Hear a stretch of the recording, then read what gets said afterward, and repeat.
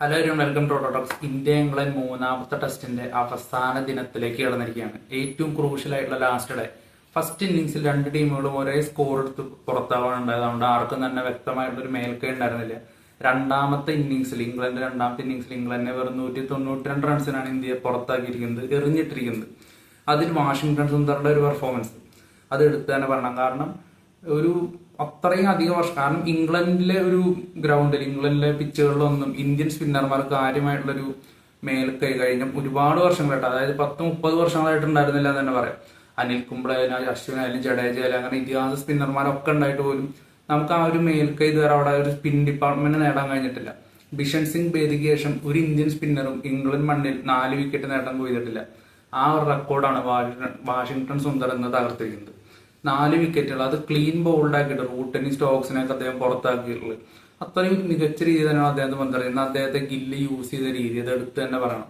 ഇന്നിങ്സിന്റെ സ്റ്റാർട്ടിങ്ങിൽ, അതായത് നമ്മൾ ഇന്നലത്തെ ദിവസം അവസാനിക്കും, ഇന്നത്തെ ലാസ്റ്റ് ഓവർ, ഈ ഒരു എൻ്റെ ടെസ്റ്റിൽ തന്നെ ഏറ്റവും മനോഹരമായിട്ടുള്ള കുറച്ച് മൊമെന്റ്സ് ആയിരുന്നു ഇന്നലത്തെ ലാസ്റ്റ് ഓവർ എന്ന് പറയുന്നത്. ക്രൗളി മനഃപൂർവ്വം ആ ഒരു ഇന്നിങ്സ് സ്ലോ ഡൗൺ ചെയ്യാൻ ശ്രമിക്കുന്നതും അതിൽ ഗില്ലിന്റെ ആയാലും ബാക്കി ഇന്ത്യൻ പ്ലേയേഴ്സിന്റെ ഒക്കെ റെസ്പോൺസും അത് ഇന്നലെ തന്നെ അത്യാവശ്യം വൈറലായിട്ടുണ്ടായിരുന്നു, അല്ലെങ്കിൽ ഗില്ലിന്റെ പ്രതികരണം കാര്യങ്ങളൊക്കെ.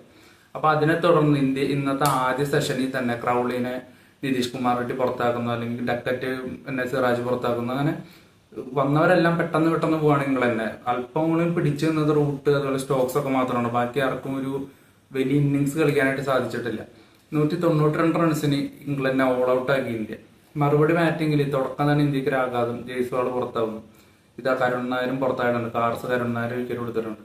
പക്ഷെ സ്റ്റിൽ നമുക്ക് ഇന്ത്യക്ക് നല്ലൊരു ചാൻസ് കാണുന്നുണ്ട്. 192 റൺസിലോട്ട് ഇന്ത്യക്ക് എത്താൻ പറ്റുമെന്ന് തന്നെയാണ് വിശ്വാസം. ഈ ഒരു ടെസ്റ്റ് മത്സരം ഇന്ത്യ ജയിക്കുകയാണെങ്കിൽ അതൊരു ചരിത്രം തന്നെയായിരിക്കും. കാരണം 2002 ഇതേ ദിവസം, അതായത് ജൂൺ 13 നാറ്റോ സീരീസിൽ ഇംഗ്ലണ്ടിനെതിരെ ഇന്ത്യ ഒരു വിജയം കൈവരിച്ചത്. നമുക്കറിയാം, ദാദയുടെ ആ ഒരു ഫേമസ് സെലിബ്രേഷൻ, ആ ഒരു ബനിയൻ ഊരിയിട്ടുള്ള ഒരു സെലിബ്രേഷൻ ഒക്കെ അന്ന് എത്രത്തോളം, പക്ഷെ ഇന്ത്യൻ ചരിത്രത്തിൽ തന്നെ, ക്രിക്കറ്റ് ചരിത്രത്തിൽ തന്നെ ഇടം പിടിച്ച ഒരു സെലിബ്രേഷൻ ആയിരിക്കും.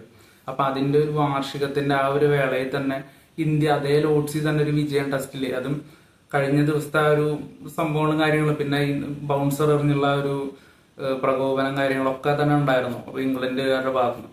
അപ്പൊ ഇന്ത്യ ആ ഒരു വിജയം ആ ഒരു വാർഷികത്തിൽ തന്നെ വീണ്ടും ടെസ്റ്റിൽ ആവർത്തിക്കുകയാണെങ്കിൽ അതൊരു ഒരു ചരിത്രാവർത്തനം തന്നെയായിരിക്കും. ഒരു ക്യാപ്റ്റൻ, പുതിയൊരു ക്യാപ്റ്റന് ഇതിലും മികച്ചൊരു മുഹൂർത്തമില്ല തന്റെ ഒരു വരവ് അറിയിക്കാനായിട്ട്. എന്തായാലും ഇന്ത്യ നാളെ വിജയത്തിലേക്ക് എത്തുമെന്ന് തന്നെയാണ് പ്രതീക്ഷ. ക്രീസിൽ രാഹുലുണ്ട്, അതുപോലെ ഇന്ന് ഋഷഭ് പന്തും ജഡേജയും ഒക്കെ ബാറ്റിങ്ങിന് വരാനിരിക്കുന്നുണ്ട്. വിജയം ഇന്ത്യക്ക് ഒപ്പം തന്നെ പ്രതീക്ഷിക്കാം. എന്തായാലും നമുക്ക് മറ്റൊരു വീഡിയോ ആയിട്ട് വീണ്ടും വരാം. Thank you.